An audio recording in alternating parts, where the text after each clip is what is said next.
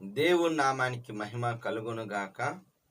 క్రీస్తునందు ప్రేమైన దేవుని బిడ్డలారా, అనుదిన జీవవాక్యమునకు మిమ్మల్ని ప్రేమతో ఆహ్వానిస్తున్నాము.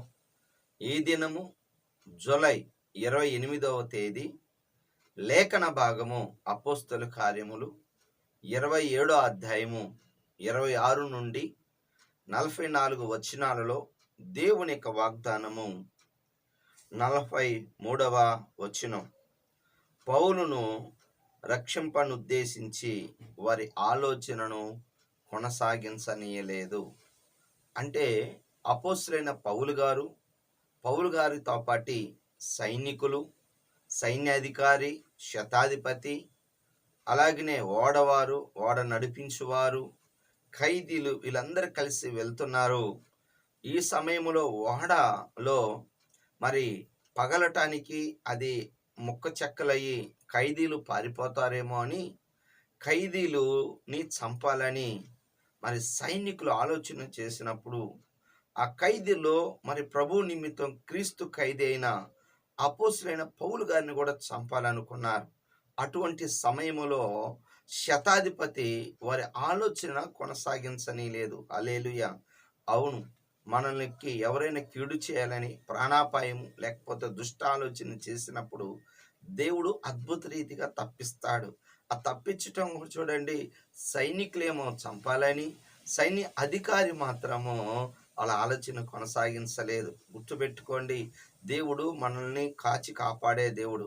గుర్తుపెట్టుకోవాలి. ఎప్పుడు కూడా ఆయన దూత, మనం ఆయన యందు భయభక్తులు కలిగి ఉన్నప్పుడు, కీర్తన గ్రంథం 34వ అధ్యాయం 7వ చరణములో, ఆయన యందు భయభక్తులు కలిగి వారిని చుట్టూ ఆయన దూత కావలి ఉండి రక్షించును. హల్లెలూయా. అవును, ఆదికాండం 37వ అధ్యాయములో మనం గమనించినట్లయితే మరి 18వ వచనము, అన్నలకి భోజనాన్ని, ఆహారాన్ని తీసుకొచ్చిన యోసేపుని చంపాలని వాళ్ళు ఆలోచన చేసుకున్నారు. ఒకరినొకరు మాట్లాడుకున్నారు. ఆ చంపాలనుకున్నప్పుడు 21వ వచనములో, ఆదికాండం 37వ అధ్యాయం 21వ వచనంలో, రూబేను వారి ఆలోచనను చంపకూడదు, ఇతడు మన సహోదరుడు అని చెప్పి గుంటలో వేశారు. ఆ తర్వాత తీయొచ్చు అనుకున్నారు, కానీ అమ్ముకోవటం జరిగింది. ఆ తర్వాత అధికారి అవుతాడు. అవునండి, దేవుడు ఎక్కడైతే మనల్ని కీడు చేయాలని అనుకుంటారో అక్కడే దేవుడు తప్పించేవాడిగా ఉన్నాడు. మన తల ఇంట్రుకలు మరి లెక్కించబడి ఉన్నాయని వాక్యం సెలవిస్తుంది. ఈ దినము దేవుడు నిన్ను ప్రాణాపాయము నుంచి తప్పించునుగాక. ఆమేన్. ఒప్పుకోవలసిన పాపాన్ని చూస్తే 30వ వచనము, ఓడ విడిచి వెళ్ళిపోదామనుకుంటున్నారు. ఈ ఓడ పగులుతున్న సమయంలో ఆ యొక్క అమరము బద్దలవుతుంది. ఇక ఇది మరి మరి మొక్క చెక్కలైపోయి అందరూ మునిగిపోతారనుకుంటున్న సమయంలో, సహజంగా ఎవరైనా ఒక డ్రైవర్ బస్సు డ్రైవర్ కానీ అది ప్రమాదానికి గురి అయింది అంటే మరి అతడు తప్పించుకోవటానికి అవకాశం ఉంటుంది. అంటే అది అతనికి తెలుసు అన్నమాట, ఈ యొక్క వాహనం అనేది మరి ప్రమాదానికి గురైందని. అలాగనే వారు తప్పించుకోవాలనుకున్నప్పుడు అపోస్తలుడైన పౌలు గారు వాళ్ళతో మాట్లాడుతున్నాడు. ఏమంటున్నాడంటే, మరి 30వ వచనంలో, మరి ఓడలో ఉంటేనే కానీ మీరు రక్షించబడరు, మీరు ప్రాణాపాయం తప్పించుకోలేరు అని వాళ్ళకి చెప్పాడు. అవునండి, మత్తయి సువార్త 24వ అధ్యాయం 37-38 వచనాలలో, జలప్రలయం సమయములో అనేక మంది కొట్టుకొని వెళ్ళిపోతున్నారు. నోవహు కుటుంబము మరి రక్షణ అనే ఓడలో భద్రంగా ఉన్నారు. నువ్వు రక్షణ అనే ఓడలో ఉన్నట్లయితే నీవు ఎంత పెద్ద జలప్రలయం వచ్చినా, ప్రపంచానికి జలప్రలయం వచ్చిందే కానీ అందరూ శవాలైపోయారు, కానీ మరి నోహు కుటుంబం సజీవంగా ఉంది. అనేకమైన వ్యాధులు, బాధలు రావచ్చు, కానీ దేవుని బిడ్డలకి ఆయన పర్మిషన్ లేనిది ఏదీ జరగదు. ఓడలోనే ఉండు, రక్షణలోనే ఉండు, దేవుడు నీకు సహాయము చేస్తాడు.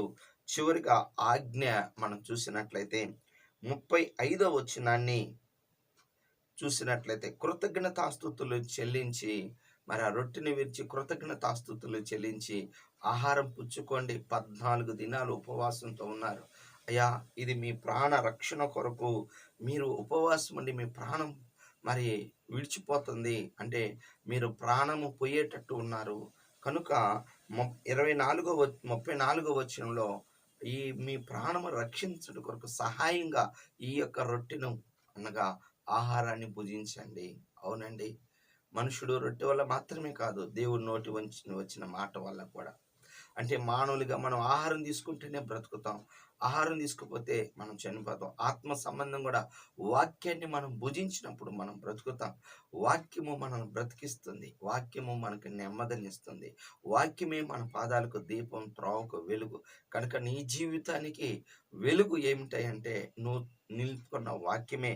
కనుక మార్కు సువార్త 8వ అధ్యాయం 6వ వచనములో మరి కృతజ్ఞతాస్తుతులు చెల్లించాడు. 7 రొట్టెలు పట్టుకొని కొన్ని చిన్న చేపలను మరి పట్టుకొని కృతజ్ఞతాస్తుతులు చెల్లించాడు, ఆశీర్వదించాడు.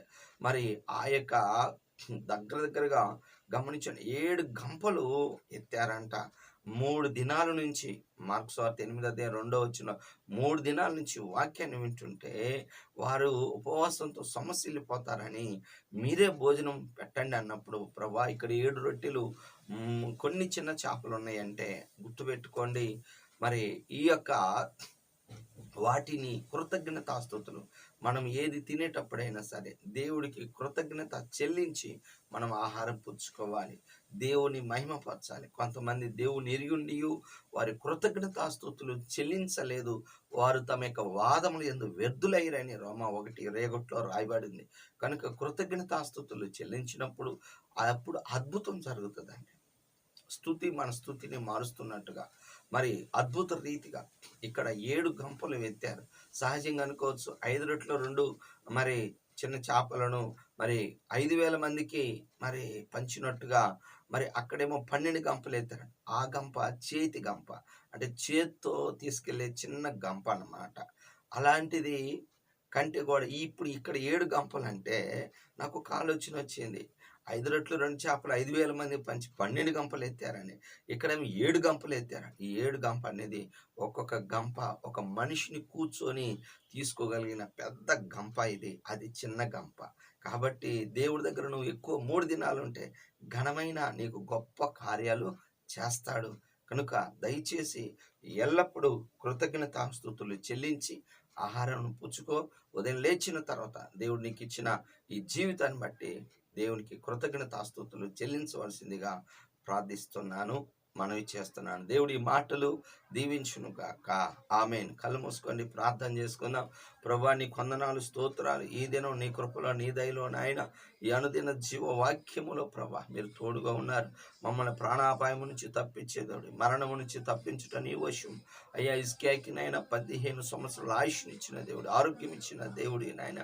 అయ్యా మేము రక్షణ వాడులో ఉన్నట్లుగా కృప చూపించండి తండ్రి. నీకు కృతజ్ఞతాస్తుతులు ఎల్లప్పుడూ చెల్లిస్తూ మా జీవితాంతం మీకు రుణస్థులుగా ఉండేటట్టుగా దయచేయండి. ఎవరైతే బాధతో, వేదంతో, దిగులుతో ఉన్నారో వారిని మీ నామంలో స్వస్థపరిచి బాగు చేయమని యేసు నామంలో ప్రార్థిస్తున్నాను తండ్రి. ఆమె తండ్రి యొక్క ప్రేమ, కుమారుని యొక్క కృప, పరిశుద్ధాత్మక అన్యోన్య సహవాసం సదాకాలం మనందరికీ తోడుగా ఉండును గాక. ఆమె హల్లెలూయా. దేవుడు మిమ్మల్ని దీవించును గాక. ఆమె.